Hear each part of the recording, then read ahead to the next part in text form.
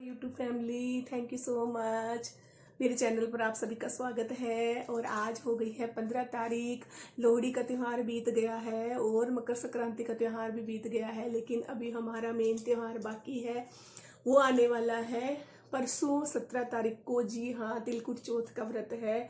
बिल्कुल करवा चौथ की तरह होता है, क्योंकि यहाँ तो मुझे पता नहीं कि कुछ घरों में लोग एक ही व्रत करते हैं पूरे साल में चौथ का, जो अपने सुहाग की लंबी उम्र के लिए रखा जाता है। लेकिन मेरे घर मतलब मेरे मायके में 2 व्रत ही हमें पंडितानी करवाती थी, क्योंकि साल में 4 बड़ी चौथ आती हैं और उन चारों में कोई भी 2 व्रत आप कर सकते। करवा चौथ का तो कंपलसरी होता है, उसके साथ कोई भी व्रत रख सकते हैं। तो ये जो माघी चौथ आएगी, इस चौथ में जो इसे संकट चौथ या संकट चौथ का व्रत भी बोला जाता है। संकष्ट चतुर्थी बोलते हैं इसे, संकट चौथ बोलते हैं, और गणेश चौथ भी बोलते हैं, और तिलकुट चौथ भी बोलते हैं, क्योंकि इन दिनों में तिल का ही दान दिया जाता है। तिल में गुड़ डाल के उसे कूट कर या फिर मिक्सी में हम उसे ग्राइंड करके फिर उसे कथा में रखते हैं। थोड़े से तिल हाथ में, सबसे पहले हम करवा चौथ की तरह सुबह जल्दी उठते हैं और उसमें सरगी करते हैं और व्रत करते, मतलब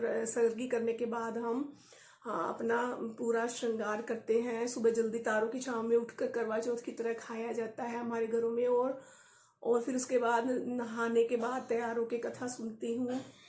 कथा में हम हाथ में थोड़े से तिल और गुड़ रखते हैं, एक कटोरी में तिल गुड़ रखते हैं, वो मंदिर भेज दिया जाता है। साथ में जो भी दक्षिणा आपकी श्रद्धा हो आप उसमें डाल सकते हो। और साथ ही सासू माँ को भी हमें बायना निकाल के देना पड़ता है। जो जो कुछ भी आपकी कैपेसिटी हो उसके अकॉर्डिंग आप उन्हें दे सकते हैं। वो अपने सुहाग भाग की लंबी उम्र के लिए रखा जाता है। और उसके बाद हम पूरा दिन, मतलब फिर कथा सुनने के बाद हम चाय पी सकते हैं। और जब तक सूरज होता है, मतलब संध्या ढलने से पहले, शाम होने से पहले पहले हम दूध चाय ले सकते हैं। उसके बाद फिर चंद्रमा की वेट करनी पड़ती है। और इस दिन चंद्रमा बहुत देर से निकलता है। यदि कोहरा होता है ना तो बिल्कुल दिखाई नहीं देता है। फिर या 2 ऑप्शन होते हैं, या तो छत पे जाकर वेट करो, इतनी सर्दी में कौन खड़ा होगा, बहुत देर तक हम वेट करते हैं, चंद्रमा नहीं आता है। और उसके बाद हम क्या करते हैं, लैपटॉप पे या फिर मोबाइल फोन पे चंद्रमा के दर्शन करते हैं, क्योंकि चंद्रमा आ जाते हैं, राइज तो हो जाते हैं लेकिन दिखाई नहीं देते कोहरे में। तो उसी के दर्शन करके हाथ जोड़कर हम अपना व्रत पूर्ण करते हैं, उसे खोल लेते हैं, या फिर बोल देते हैं कि मैं ये बोल रहा हूँ कि तुम अपना व्रत खोल लो चंद्रमा को देख के। तो हम अपना व्रत पूरा उसे फास्ट ब्रेक कर लेते हैं और उस समय खाना खा लेते हैं। फिर बस नॉर्मल रूटीन में जैसे हम अपना खाना खाने के बाद पानी वगैरह पी सकते हैं, इस तरह हम अपना तिलकुट चौथ का व्रत रखते हैं। और डे फिर 18 तारीख को फिर तैयारी करनी है पीटीएम की। स्कूल में बच्चों का पीटीएम है, वहाँ जाना है हमें। और 19 तारीख को हमारी बुआ जी के घर में फंक्शन है, बच्चे का बर्थडे, फर्स्ट बर्थडे सेलिब्रेशन है, तो वहाँ पे जाना है। तो बहुत सारी तैयारियां बाकी हैं, रोज स्टेप बाय स्टेप, क्योंकि सबसे पहले एकादशी का व्रत आया था, उसको पूरा फास्ट, क्योंकि वो बहुत हार्ड व्रत होता है, उसे रखते हैं। उसके बाद हम उसके पंडित जी के नाम से जो भी सीधा निकालते हैं, व्रत का पारना करते हैं, वो भी समय के अकॉर्डिंग करना होता है। उसके बाद लोहड़ी का त्योहार था, उसकी तैयारियों में जुट गए। उसके बाद मकर संक्रांति का त्योहार था, उसकी तैयारियों में जुट गए।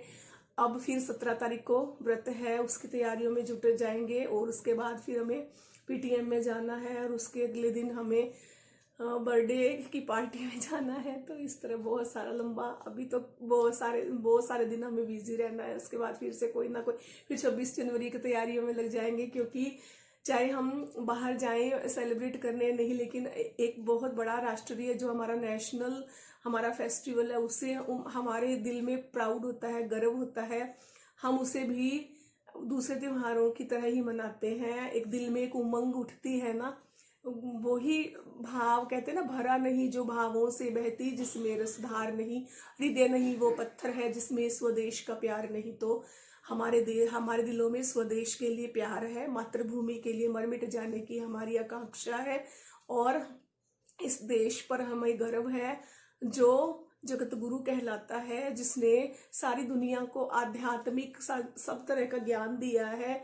जगत गुरु है हमारा देश, और कला और संस्कृतियों में अव्वल है इस देश की। हमें हमेशा इसके गौरव की इसकी संस्कृतियों की हमें परवाह है, रक्षा करनी है और इसकी संस्कृतियों के साथ ही हमें बना रहना है। जो लोग बिगाड़ रहे हैं, मतलब वो अपने एक ऐसे कर्म कर रहे हैं जो अपनी मातृभूमि को बेइज्जत करने में लगे हैं, उन पर हम शर्मिंदा हैं। लेकिन हमें अपने पूर्ण कर्तव्यों के साथ अपनी संस्कृति का पालन करना है और अपनी संस्कृति को बनाए रखना है, अक्षुण्ण बनाए रखना है। यही हम सबकी कामना है।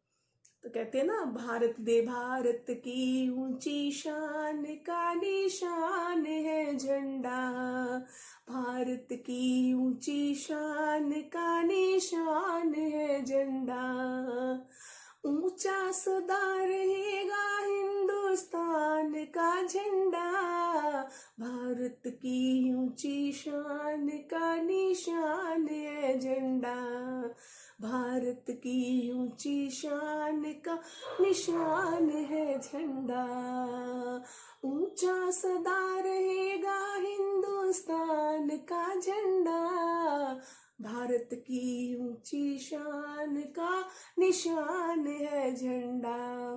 Thank you so much my all subscribers. आपने मेरे चैनल को जो प्यार दिया है, इसी तरह मेरे साथ चलते रहिएगा इस सफर पे। कभी अलविदा ना कहना, चलते चलते मेरे ये गीत याद रखना, कभी अलविदा ना कहना, कभी अलविदा ना कहना।